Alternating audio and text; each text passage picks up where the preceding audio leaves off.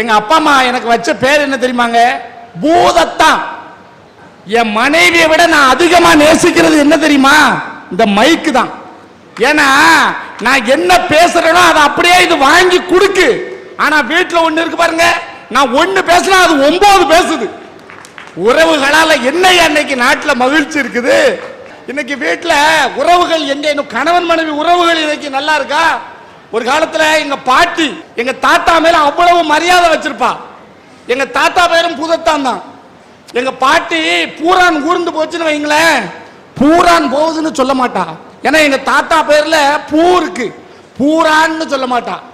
எங்க தாத்தா எங்க ஊருக்கு கிழக்க இருக்கிற இன்னொரு ஊருக்கு போயிருக்காருன்னு வைங்க, எங்க பாட்டி கிழக்க பார்த்து காலை நீட்டி உட்கார மாட்டா. அவ்வளவு மரியாதை இருக்கும் கெட்டுன புருஷன் மேல. ஆனா இன்னைக்கும் மரியாதை இருக்குது. எங்க வீட்டுக்கு பக்கத்து வீட்டுல கவிதான்னு ஒரு பொண்ணு. அந்த பிள்ளை எந்த நேரம் பாருங்க அவ புருஷனை தலையில அடிச்ச மாதிரி பேரை சொல்லி கூப்பிடுதா. ஏ ரமேஷ், எந்திரி ரமேஷ், எவ்வளவு நேரம் ஆச்சு, எந்திரிச்சு பல்ல தேய், காப்பிய குடிங்க. எனக்கு என்ன வேதனை தாங்க முடியல. கெட்டுன புருஷன் தலையில அடிச்ச மாதிரி பேரை சொல்லுதாளேன்னுட்டு என் வீட்டுக்காரியை கூப்பிட்டு எட்டிங்க வா, இவளெல்லாம் பொம்பளையா, இவளெல்லாம் பொம்பளையா, கெட்டுன புருஷனை இப்படி தலையில அடிச்ச மாதிரி ரமேஷ் ரமேஷ் ரமேஷ்னு பேரை சொல்லி கூப்பிடுதால, இவளெல்லாம் விளங்குவாளான்னு என் வீட்டுக்காரி சொல்லுதா. அடுத்த வீட்டு கதையெல்லாம் நமக்கு எதுக்குடா பூதத்தான், நீ முதல்ல வீட்டுக்குள்ள வாடாங்க. இப்படி இருக்கிறே ஐயா உறவுகள். ஒரு கிராமத்துல சென்சஸ் கணக்கெடுக்க போயிருந்தேன், நான் மக்கள் தொகை கணக்கெடுக்கிறதுக்கு போயிருந்தேன். ஒரு அக்காட்ட போய், அக்கா உங்க வீட்டுக்காரர் பேரை சொல்லுங்க அக்கா, நான் சென்சஸ் கணக்கெடுக்க வந்திருக்கேன், பேரை எழுதிக்கிட்டு. அந்த அக்காளுக்கு வந்துச்சு பாருங்க கோபம். என்னது வீட்டுக்காரர் பேரை சொல்லணுமா? வீட்டுக்காரர் பேரை சொல்றத வம்சத்திலே நான் பிறந்திருக்கேன், வீட்டுக்காரர் பேரை சொல்றத சாதி சனத்திலே நான் பிறந்திருக்கேன், விளக்கு மாசால சாத்தி போடுவேன்ட்டான். எனக்கு தாங்க முடியல. எப்பா வீட்டுக்காரர் பேரை சொன்ன உடனே அக்கா எப்படி பதறதான்னுட்டு, எக்கா நீ பேரை சொல்லாண்டாக்கா. ஆனா நான் அடிக்கடி அலைய முடியாது, உன் புருஷன் பேரை எழுதுறதுக்காக நான் 9 தடவை அலைய முடியாதுக்கா. நல்லா இருப்ப சாடமாடையா சொல்லு, நான் குறிச்சுக்கிட்டு தான். என் வீட்டுக்காரர் பேரு கொண்டையில வைக்கிறது, கோயில்ல அடிக்கிறது. கொண்டையில வைக்கிறது, கோயில்ல அடிக்கிறதுன்னா, ஓ கொண்டையில வைக்கிறது பூவு, கோயில்ல அடிக்கிறது மணி.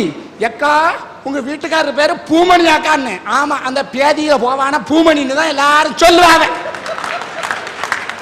இதுக்கு முதல்லயே உன் புருஷன் பேர் என்னன்னு கேட்ட உடனே பூமணின்னு சொல்லியிருக்கலாம் இல்ல? இப்படிலாம் என் உறவுகள் இன்னைக்கு இருக்குது.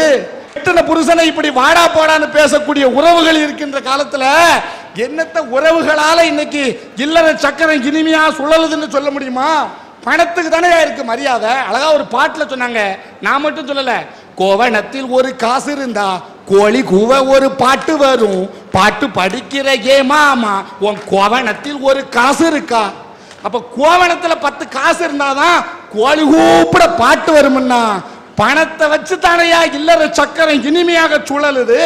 உறவுகளால இன்னைக்கு என்ன மகிழ்ச்சி இருக்குன்னு நினைக்கிய? உறவுகளால மகிழ்ச்சி இருக்குதா? இப்ப என் வீட்டுல எல்லாம் பாத்தீங்கன்னா, என் வீட்டுக்காரிக்கு அவ அண்ணன் தம்பி வந்துட்டாம்னு வைங்க, என் வீட்டுக்கு விருந்துக்கு வராமனு வைங்களேன், அவ அண்ணன் தம்பி வந்தாம்னா ஆட்ட அடிப்பா, கோழி அடிப்பா, அசந்தா எண்ணையும் தூக்கி போட்டு அடிப்பா. அவ அண்ணன் தம்பி வந்துட்டாமனா ஐயா கோழி குருமா வச்சு கொடுப்பா. ஆனா அதுவே ஏன் அண்ணன் தம்பி வந்துட்டாமனு வைங்களேன், குருதையிலத்தை எடுப்பா, நெத்தியில ராவிடுவா. எனக்கு குது குதுன்னு விரைச்சுக்கிட்டு வருது, எனக்கு குது குதுன்னு விரைச்சுக்கிட்டு வருதும்பா. போர்வை எடுத்து காலில் இருந்து தலை வரைக்கும் மூடி படுத்துருவா. என் குழந்தை வந்த நேரத்தில் எனக்கு முடியலையே, குது குதுன்னு விரைச்சுக்கிட்டு வருதே, ஐயா உங்க தம்பியை கூட்டிட்டு போய் ஒரு 2 இட்லி வாங்கி கொடுத்து அவளை பஸ் ஏற்றி விட்டுட்டு எனக்கு ஒரு 2 பொட்டலம் பிரியாணியும் கொஞ்சம் சிக்கன் 65 வாங்கிட்டு வாங்க ஐயா. ஒரு மிக்சி வாங்கி கொடுத்துட்டேன், அப்புறம் மாவாட்டதுக்கு கிரைண்டர் வாங்கி கொடுத்துருக்கேன். சனி ஞாயிற்றுக்கிழமை ஆனா அவ சேலை துணிமணி அவ்வளோத்தையும் அவுத்து போடுதான். வேற எதுக்கும் நீங்க நினைக்கப்படாது, துவைக்கிறதுக்கு. நான் துவைச்சுக்கிட்டு இருக்கேன், என் வீட்டுக்காரி பக்கத்துல இருந்து பாட்டு படிக்கா, அப்படி போடு போடு போடு அடிச்சு போடு கையாலே, இப்படி போடு போடு போடு இழுத்து போடு கொடி மேலே. நான் என்ன செய்தேன் தெரியுமா?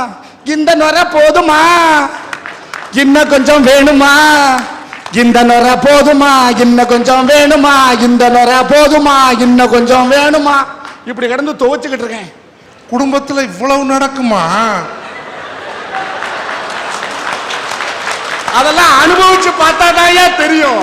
வேணாம்யா, கல்யாணமே வேணாம். ஐயா வரும்போது செண்டு மாதிரி வந்தவா இப்ப குண்டு மாதிரி இருக்கா. தூரும் தலப்பும் ஒண்ணு போல மொழு மொழு மொழு மொழு மொழு மொழுன்னு இருக்கு. ஐயா நாங்களும் உழைச்சு போட்டு போட்டே இப்படி ஆயிட்டோம் ஐயா. எது உழைச்சு தேஞ்ச உடம்பாமா இந்த உடம்பு? ஆமா ஐயா. ஐயா தேஞ்ச உடம்பே இப்படி இருந்தா தேயதுக்கு முந்தி இது எப்படி இருந்திருக்கும்? யப்பா! இந்த உறவுகள் எப்படிங்க மகிழ்ச்சியை தரும்? எங்க பக்கத்து வீட்டு பையன் புது சைக்கிளோட எங்க வீட்டுக்கு வந்தான். என் பையன் ஆசையா ஓடி போய் அந்த சைக்கிளை பிடிச்சி இழுத்தான். இவன் இழுக்க அவன் இழுக்க பிரச்சனையாச்சே தவிர 2 பேரும் விட்டு கொடுக்கல. இதை பார்த்துட்டு நான் போய், தம்பி இது அவங்க வீட்டு சைக்கிளையா, விட்டுடா அப்படின்னு ஆசையா தூக்குனீங்க. அவன் என் கையை பறிச்சு எரிஞ்சிட்டு அதே இடத்துல கீழே விழுந்து பம்பரம் சுத்துறது மாதிரிக்கு சுத்தி சுத்தி அழுதாயா. இத பார்த்து எங்க வீட்டுக்காரு உடனே கம்பத்துக்கு போய் 2000 ரூபாய்க்கு ஒரு புது சைக்கிளை வாங்கிட்டு வந்து எங்க வீட்டுல நிறுத்தினாரியா. அத பார்த்து என் பையன் அடைஞ்ச சந்தோஷம் இருக்கு பாருங்கய்யா, அத என் வார்த்தையால சொல்ல முடியாதியா. பெத்தா மட்டும் போதாது, பிள்ளைகளினுடைய. ஐயா அந்த அம்மாட்ட ஒரு கேள்வி. ஏங்கம்மா உங்க பையன் பக்கத்து வீட்டு சைக்கிளை தானே இழுத்தான்? அண்ணே நீங்க இப்படி எல்லாம் கேப்பீங்க. என் பையனுக்கு வயசு 2னே. நல்ல வேலைம்மா.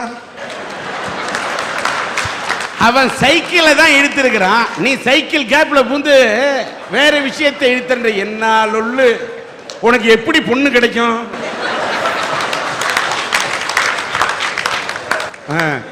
பிள்ளைகளை பெற்றா மற்றும் போதாதீங்கய்யா, அந்த பிள்ளைகளினுடைய ஆசை கனவு அத்தனையும் நிறைவேற்றி வைக்கணும்னா கண்டிப்பா பொருளாதாரம் தேவைங்கய்யா. தாங்க முடியலங்கய்யா, தாங்க முடியல.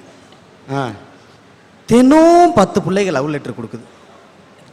10 பிள்ளைகள் தினம் லவ் லெட்டர் கொடுக்குது. மிஸ்டு காலா வருது. உனக்கா? ஆமா. இவங்க முகத்தை கண்ணாடியில பார்த்திருக்கவே மாட்டாங்களா? கண்ணாடியில பார்த்ததுக்கே இந்த பேச்சு தாயே. கருப்பட்டிய கவுத்தி போட்ட மாதிரி இருக்காங்க. இவங்களுக்கு பொண்ணு லவ் லெட்டர் கொடுத்திருக்க மாட்டாங்க, பார்த்து பயந்து ஓடி இருப்பாங்க.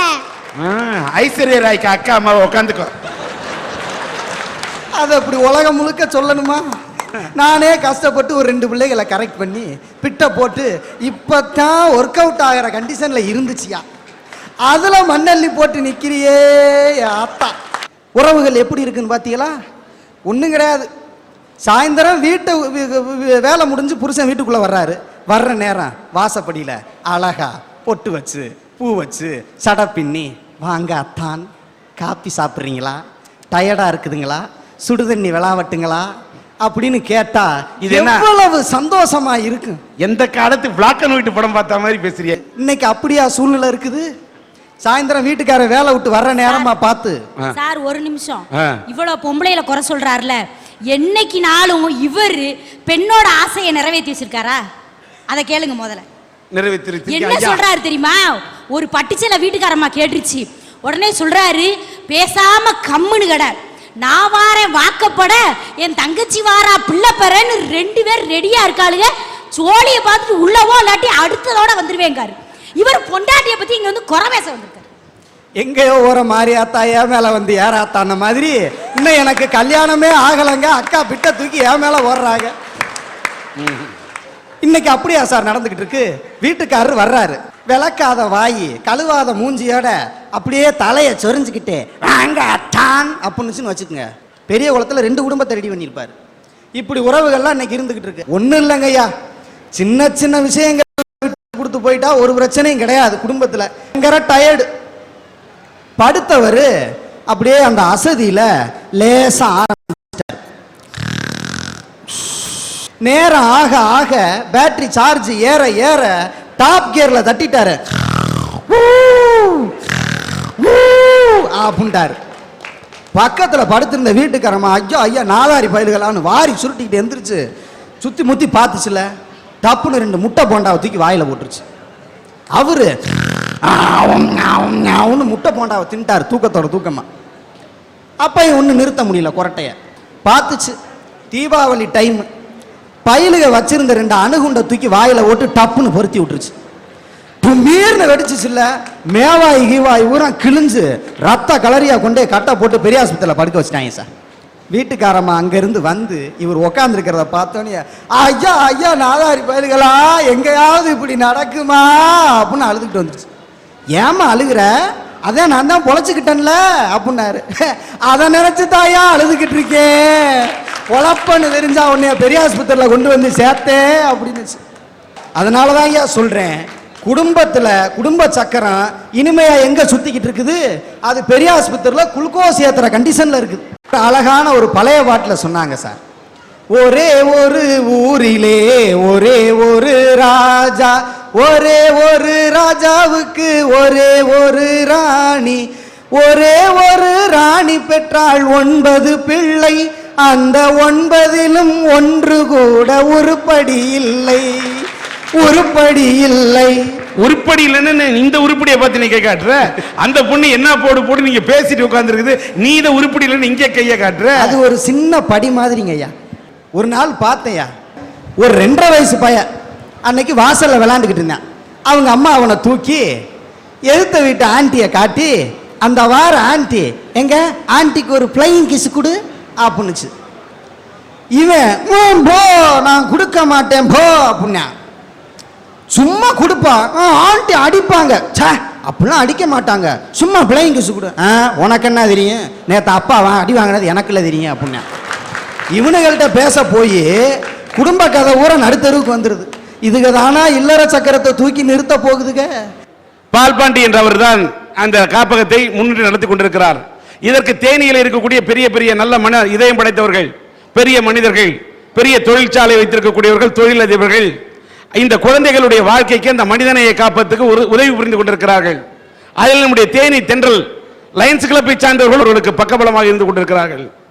இந்த மனிதநேய காப்பகத்திலே, தேனி இருக்கக்கூடிய மனிதநேய காப்பகத்தில் 46 அநாத குழந்தைகளை இவர்கள் இன்றைக்கு ஆதரவளித்துக் கொண்டிருக்கிறார்கள். அதிலே தாய் தந்தையை இழந்தவர்களுடைய குழந்தைகள் கிட்டத்தட்ட 26 பேர், 26 குழந்தைகளை இன்றைக்கு வளர்த்துக் கொண்டிருக்கிறார்கள். அது மட்டுமல்லாமல் எய்ட்ஸ் நோயால் பாதிக்கப்பட்டு இறந்துவிட்ட அந்த தாய் தந்தையருடைய குழந்தைகள் ஒரு 12 குழந்தைகளை இன்றைக்கு வளர்த்து ஆளாக்கி கொண்டிருக்கிறார்கள். இதிலே ஊனமுற்றவர்களுடைய குழந்தைகள் 4 குழந்தைகள், ஊனமுற்ற தாய் தந்தை அவர்களுடைய குழந்தைகள் 4, அதை வளர்த்துக் கொண்டிருக்கிறார்கள். சிறைச்சாலையிலே ஆயுள் கைதியாக இருக்கக்கூடிய குழந்தைகள் 4 குழந்தைகள் வளர்த்துக் கொண்டிருக்கிறார்கள். இப்படி 46 குழந்தைகளை இவர்கள் இன்றைக்கு ஆளாக்கி கொண்டிருக்கிறார்கள். அதில் கடைசியாக பாருங்கள், இது ஒரு சின்ன குழந்தை கதிரவன், அந்த பிஞ்சு முகத்தை பாருங்கள். அப்படி தூக்கு, தூக்கு பரவாயில்ல. இத பாருங்க, இந்த குழந்தை, இந்த கதிரவன், இந்த குழந்தைக்கு கதிரவன் என்ற பெயரை பால்பாண்டி வைத்திருக்கின்றார். கை கொடுக்குறியா? கொடுறா. இந்த கதிரவனை பாருங்கள், இந்த பிஞ்சு முகத்தை பாருங்கள். இந்த பிஞ்சு குழந்தையின் தாய் தந்தை எய்ட்ஸ் நோயால் பாதிக்கப்பட்டவர்கள், அவர்கள் இறந்து விட்டார்கள், அவர்கள் இறந்தார்கள். இப்படி ஒரு குழந்தையை மறந்தார்கள். இந்த கதிரவனை இந்த மனிதநேய காப்பகம் தான் ஏற்றுக்கொண்டு வளர்த்துக் கொண்டிருக்கிறது. அதனால இதை போன்ற மனிதநேய காப்பகங்களை காப்பாற்ற மனித நேயம் படைத்தவர்கள் உதவ வேண்டும். 46 குழந்தை மேடை கிடைக்க முடியல, மேடை இடம் கொடுக்காத, எங்களுடைய இதயம் இடம் கொடுக்கின்றது. ஒரு சில குழந்தைகளை அழைச்சிட்டு வந்தோம். தாய் தந்தை இல்லாவிட்டால் இந்த குழந்தைகள் வாழ வேண்டும் என்று துடிக்கக்கூடிய இந்த குழந்தைகளை நிச்சயமாக இந்த சன் டிவியினுடைய அரட்டை அரங்கத்திலே விழிப்புணர்வு ஏற்படுத்துகின்ற வகையிலே இதை போல இந்த மனிதநேய காப்பகத்தை போல மனித நேயத்தோடு இருக்கக்கூடிய சன் டிவியினுடைய அரட்டை அரங்கத்தின் நேயர்கள் எத்தனையோ பேருக்கு உதவி கொண்டிருக்கிறார்கள். இதை போன்ற இதயங்கள் இந்த உலகத்தில் இருக்கின்ற காரணத்தால் தான் இதை போன்ற அநாத குழந்தைகள் வாழ்ந்து கொண்டிருக்கிறார்கள் என்பது மட்டும் உண்மை. இந்த பிஞ்சு முகத்தை பாருங்க, குழந்தையை பாருங்க. இந்த குழந்தையை மாதிரி அப்பா அம்மா விட்டுட்டு போன எந்த குழந்தையும் வாடக்கூடாது. இவர்கள் எல்லாம் வாட வேண்டும். எனக்கு மதங்கள் தெரியவில்லை, எனக்கு இனங்கள் தெரியவில்லை, எனக்கு நிறங்கள் தெரியவில்லை. நான் நெஞ்சங்களை பார்க்கிறேன், மதங்களை பார்க்கவில்லை, மனங்களை பார்க்கிறேன், இதயங்களை பார்க்கின்றேன், இனங்களை பார்க்கவில்லை. இந்த குழந்தைகளை பார்க்கிறேன். இவர்களுடைய வாழ்க்கையை வாழ வைக்க எல்லோரும் கருணை காட்டுங்கள், காட்டுங்கள் என்பதை மட்டும் சொல்லி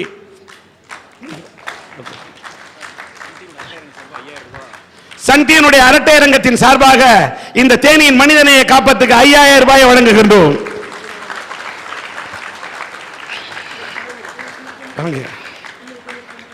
இந்த குழந்தைகளுடைய சாப்பாட்டு செலவை ஒவ்வொரு லயன்ஸ் கிளப் உறுப்பினரும் ஒவ்வொரு குழந்தையின் சாப்பாட்டு செலவை ஏற்றுக்கொள்கிறேன் என்பதை இந்த சன் டிவியினுடைய அரட்டை அரங்கத்திலே தெரிவித்திருக்கிறார்கள்.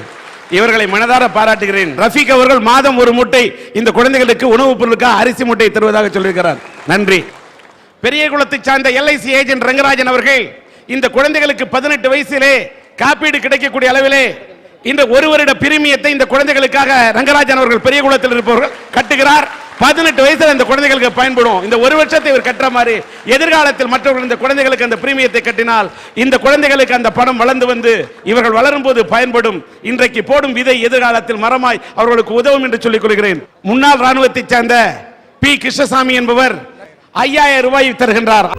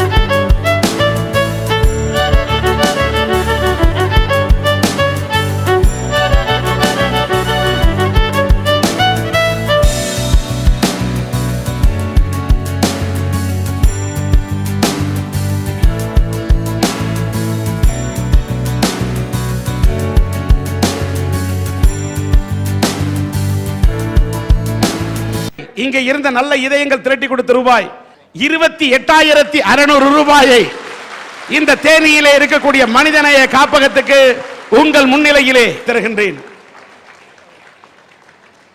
தேனியில் வாழக்கூடிய மக்களுக்கு எங்களுடைய நன்றியை தெரிவித்துக் கொள்கிறோம். நன்றி. God bless.